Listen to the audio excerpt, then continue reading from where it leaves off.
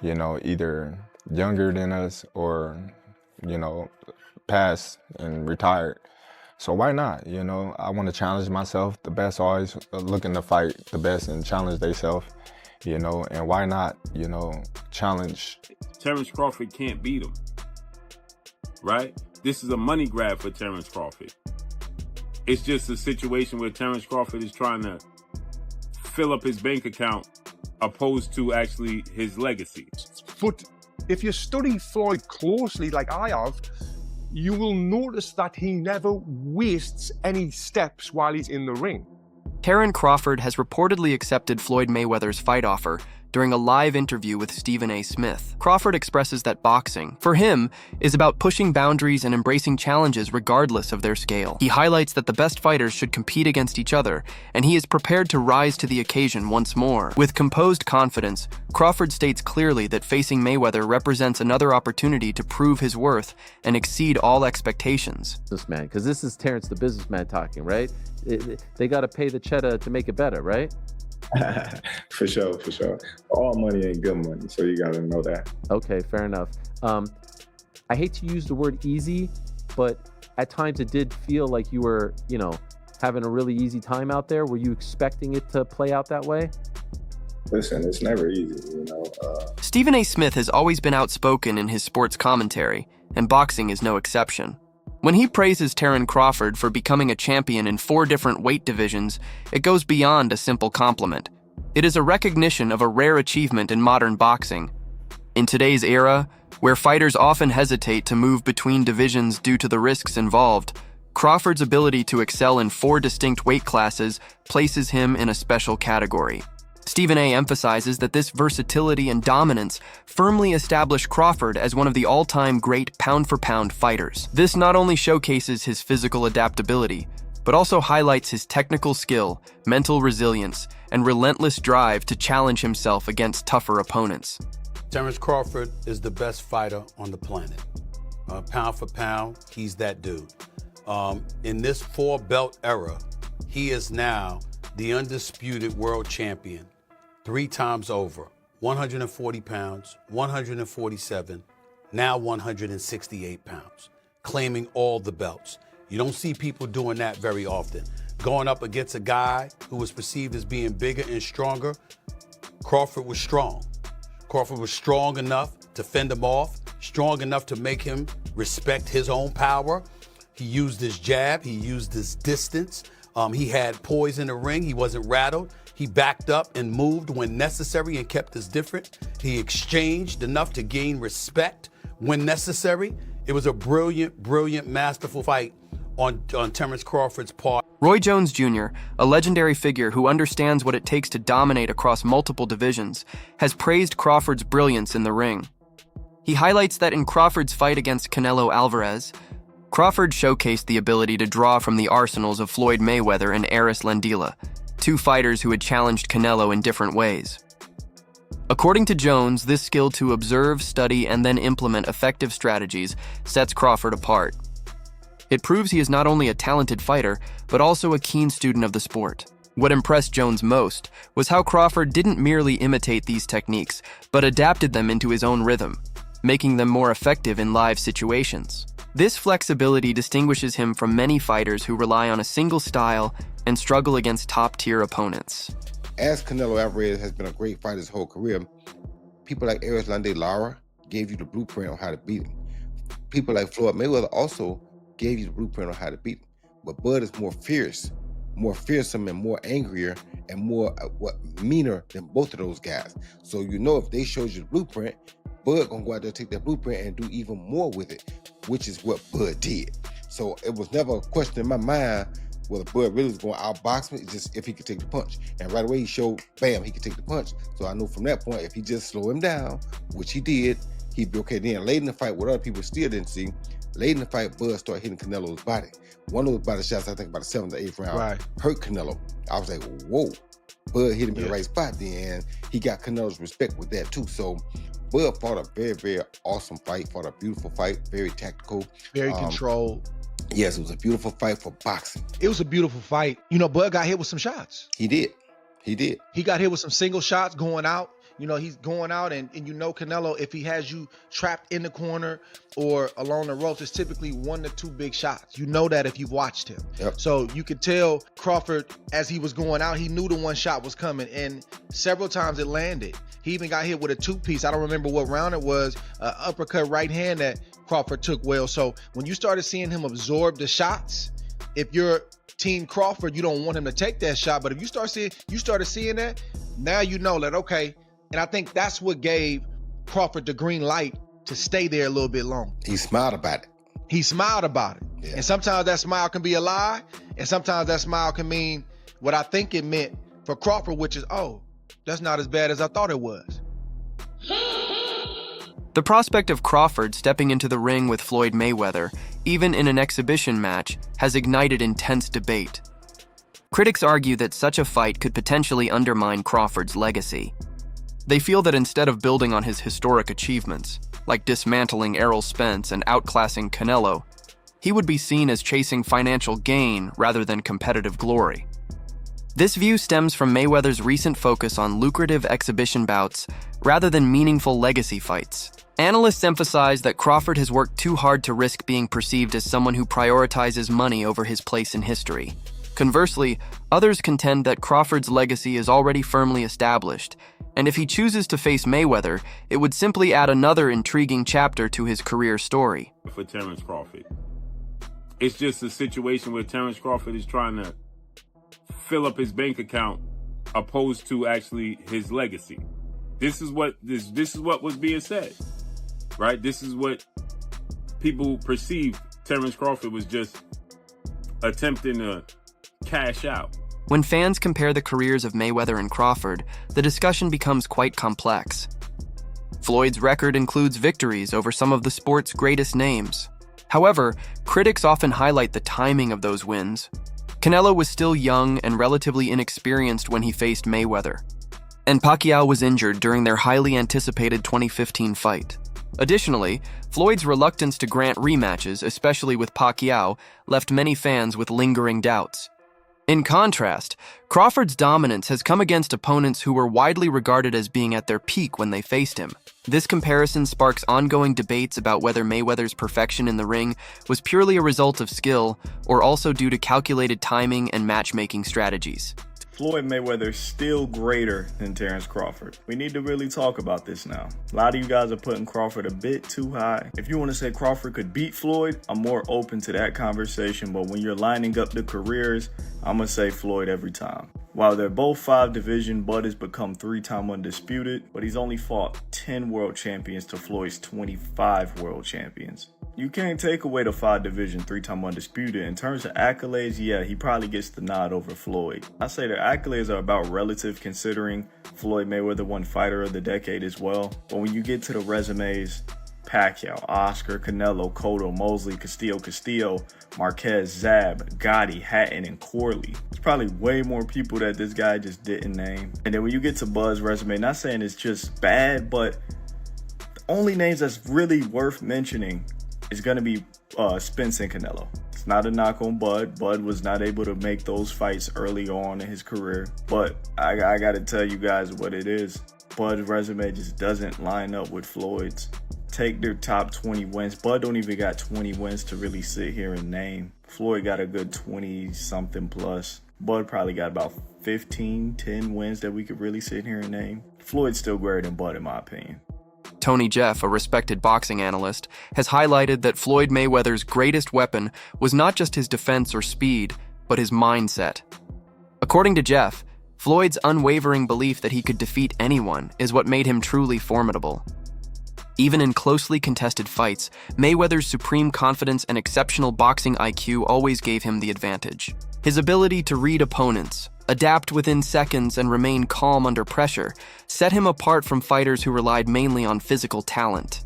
Jeff notes that this psychological edge, combined with technical precision, made Floyd appear nearly unbeatable, explaining why he retired with an unblemished record. Strong mindset, they're really confident, they really believe in themselves, but you need more than that mindset. You need to have the full package of everything that I'm talking about, what Floyd has got. Fighters should only want to get better. The more you win, the more you should work hard. If you think about losing, you're going to lose. All I ever thought about was winning. So that's all I know. Floyd would visualize his success before he even stepped into the ring. There was no alternative to him but winning. And this mindset isn't just for boxing, it's for all walks of life. And I've actually done a full video talking about how I used this mindset of visualization to win my Olympic medal. And it was an absolute game changer. Now, Floyd used to use this mindset to ease the pressure that he put himself under. And he made himself think like, I'm not under any pressure right now, where he was under immense pressure. Pressure either makes you or break you. Well, you see where I'm at, so it's obvious that I'm the type of athlete or I'm the type of entertainer that can deal with pressure. There's never no pressure. Now, if you watch his fight in 2013 when he fought Canelo Alvarez, Canelo came in a young, strong, undefeated fighter, but by round 2, Floyd kind of had him figured out. He was reading Canelo's jab. He would slip outside and then come back with a clean counter punch, then move his feet and get out of the way. He basically had the full fight under control, and he was controlling the full rhythm of the fight. He was forcing Canelo to fight at his pace. And this is what he would do in all of his fights. He would get his opponent to do what he wanted them to do without their opponent even realizing it, which is what we call boxing IQ. Now, even though I'm not a fan of Floyd Mayweather personally, because of the time when I did meet him, what he said to me made me just feel like this guy is a piece of shit. The boxing community is always eager for compelling matchups, and recently, one of the most talked about possibilities is Terence Crawford facing David Benavidez. Benavidez brings size, power, and relentless aggression, qualities that pose a unique challenge. Fans view this fight as the kind of risk that could push Crawford beyond anything he has encountered so far. Speculation continues to swirl despite no official announcement. This ongoing debate highlights fans' desire for high stakes, legacy-defining bouts rather than exhibition matches that prioritize financial gain over sporting value. Crawford versus Benavidez would showcase a clash of skill versus size, precision versus aggression, making it a dream fight for many boxing enthusiasts. Not me, but shocked the world. This past Saturday, Mexican Independence Day weekend, what he took on defeated another first ballot Hall of Famer, but he essentially jumped up 3 weight classes, technically 2, from 154 to 168, but only had one fight at 154 last August against Israel Majimov. Terence Crawford defeated Saul Canelo Alvarez, who is a 4-division champion, 2-time undisputed super middleweight, and the reigning, at the time, super middleweight world champion, undisputed world champion. And Terence Crawford beat him handily and convincingly. And because he beat him so easily, now the 63 win, 3 loss, 2 draw, 39 win by way of knockout, biggest threat has been now imposed on Terence Bud Crawford. And that's the Mexican Ecuadorian monster, David Benavidez, who is a 2-division undefeated world champion, is the 2-time WBC super middleweight and reigning WBC light heavyweight, 175-pound champion, who has a record of 30 wins, no loss, no draw, 24 wins by way of knockout. He stands 6'2" with a 75-inch arm. This is a fight that David Benavidez has been calling for Canelo Alvarez when he was at 168, and Canelo Alvarez strategically maneuvered around him. But Canelo Alvarez is 5'7" with a 70-inch arm reach, started his career at 147 pounds, made his real name at 154 pounds. He's not a big guy, okay? And styles make fights. Benavidez is 6'2" with a 75-inch arm reach. His last fight at 168 against Demetrius Andrade, he rehydrated to 193. So he's a big guy. Canelo Alvarez probably rehydrate to 182, maybe 185 max, right? He's not a big guy, right? Comparing Floyd Mayweather and Terence Crawford is a debate without a definitive answer. Both fighters faced the best opponents available in their respective eras and emerged victorious with dominant performances. While Floyd's flawless record and defensive mastery distinguished him in his generation, Crawford's ability to move up in weight classes and maintain dominance is equally remarkable. The challenge in this comparison lies in the significant differences between their eras and circumstances, making a direct comparison difficult. Ultimately, it may be impossible to crown one as greater than the other, but together, they embody the highest standards of boxing excellence. Oh my goodness, I said that was gonna happen. If Crawford was to win, we're gonna be seeing a lot of these debates on whether or not Floyd Mayweather or Terence Crawford is gonna be better. Now this is gonna be a debate for a long, long time. I'm talking about one of those debates like LeBron versus MJ, Messi versus Ronaldo. It's one of those. And the thing is, I can get behind it. Let me go ahead and say this. When it comes to resume, I do think we give Floyd Mayweather the edge. I mean, he beat a bunch of champions. He reigned for a long time. While Crawford, his resume is heavily criticized, and he's just not getting, his kind of respect for beating Errol Spence and Canelo Alvarez. But if we're talking strictly off of skills, this is where things get really, really tough to talk about. I think a fair assessment of this matchup would be Floyd Mayweather wins from 135 and 140, while Crawford wins from 147 to 154. And I say that because I feel like Floyd's style changed once he got to welterweight. He became a more defensive fighter, and he just wasn't as much focused on offense. And knowing this, I feel like Crawford would have had a much better chance of handling him. And we all know, Crawford was an absolute monster at welterweight. But hey man, like I said, this is going to be a debate for a very long time. I can't wait to hear all the talk about it. But I'm curious on your thoughts. Who do you think wins in the fight? Floyd or Terence Crawford? Let's talk about it, and follow me for more boxing talk. Greg Hackett's comments on Crawford's win over Canelo perfectly capture the symbolic significance of that fight. By referring to Canelo as the best in boxing, Hackett highlights just how dominant and feared Canelo had been in the sport for over a decade. Crawford's ability not only to face him, but also to take control and dismantle him signals a dramatic shift in power.